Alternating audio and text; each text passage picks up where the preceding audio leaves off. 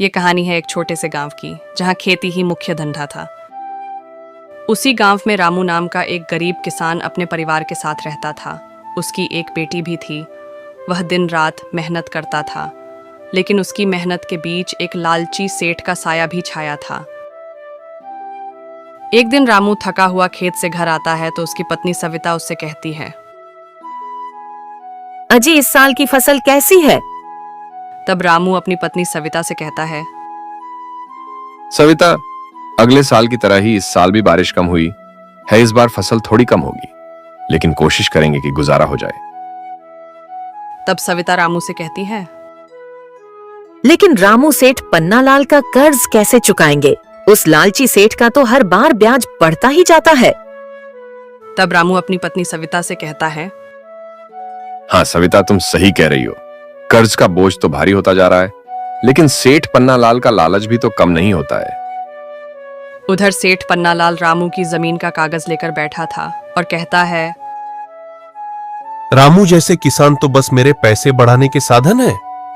कम दाम में उनसे फसल को खरीदनी है और ऊंचे दाम में उसको बाजार में बेचना है। आज फिर रामू को कर्ज देना पड़ेगा ब्याज के साथ। मजा आता है जब गरीब किसान दबता है। एक दिन रामू सभी गांव वालों को चौपाल के पास इकट्ठा करता है और उनसे कहता है, हम सबको मिलकर कुछ करना चाहिए। सेठ पन्नालाल का गुलामी नहीं करेंगे। हम अपनी फसल सीधे बाजार में बेचेंगे। तभी एक किसान कहता है, पर सेठ पन्नालाल के बिना कर्ज कैसे लेंगे? बैंक वाले तो हमें कर्ज भी नहीं देंगे। तब रामू गांव वालों से कहता है, हम सबको सरकार से मदद मांगनी होगी। हम लोगों को एकजुट होना होगा। अगले दिन रामू और कुछ किसान पुलिस के पास जाते हैं। तब रामू पुलिस वालों से कहता है, सरकार जी, सेठ पन्नालाल हम लोगों को कर्ज के जाल में फंसाकर लूट रहा है। कृपया हमारी मदद करिए। तब पुलिस वाला कहता है,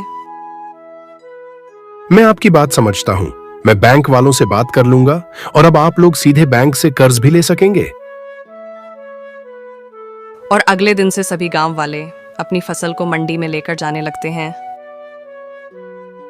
और जब सेठ पन्नालाल को ये सब बात का पता चलता है तो वह गुस्से से चूर हो जाता है और कहता है, अब तो ये किसान अपने फसल को सीधे बाजार में बेच रहे हैं। अब मेरे कमाई का क्या होगा? इधर रामू सभी गांव वालों से कहता है, अब हम लोग अपने अधिकारों के लिए लड़ रहे हैं। अब कोई भी हमसे गुलामी नहीं करा सकता है।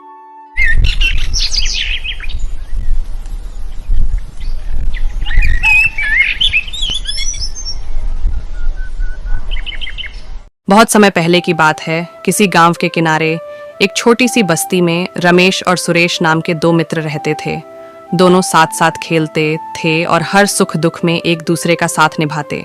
मगर इन दोनों की सोच और स्वभाव में एक बड़ा अंतर था। रमेश दयालु और ईमानदार था, जबकि उसका दोस्त सुरेश थोड़ा लालची और स्वार्थी था।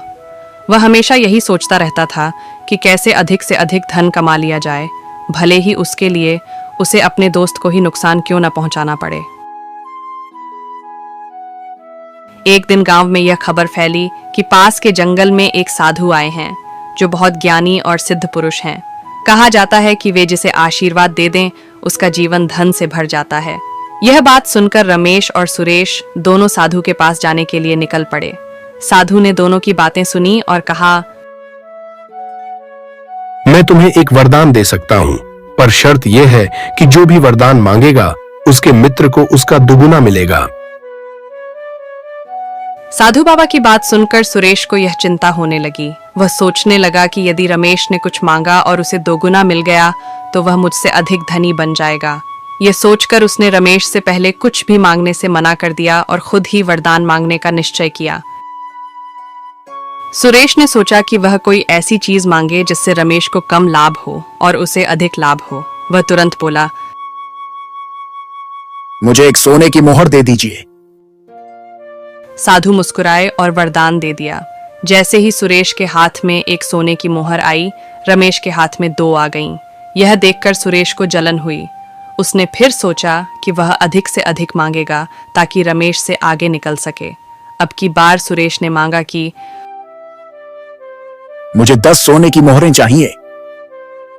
साधु ने आशीर्वाद दिया और सुरेश को 10 मोहरें मिलीं, लेकिन रमेश को 20 मिल गईं। यह देखकर सुरेश का चेहरा उतर गया। वह अब रमेश को अपने से अधिक धनी होते देख नहीं पा रहा था। अब सुरेश पूरी तरह से ईर्ष्या में डूब चुका था। उसे रमेश की खुशी सहन नहीं हो रही थी। उसने एक खतरनाक योजना बनाई और साधु से बोला, हे साधु महाराज, मुझे एक आंख से अंधा कर दीजिए। तब साधु ने एक गहरी सांस ली और बोले, जैसी तुम्हारी इच्छा। जैसे ही सुरेश की एक आंख की रोशनी गई, रमेश की दोनों आंखों की रोशनी चली गई। रमेश अंधा हो गया और यह देखकर सुरेश को थोड़ी खुशी हुई कि अब वह रमेश से बेहतर स्थिति में है। परंतु ईश्वर के न्याय में देरी हो सकती है, अन्याय नहीं हो सकता।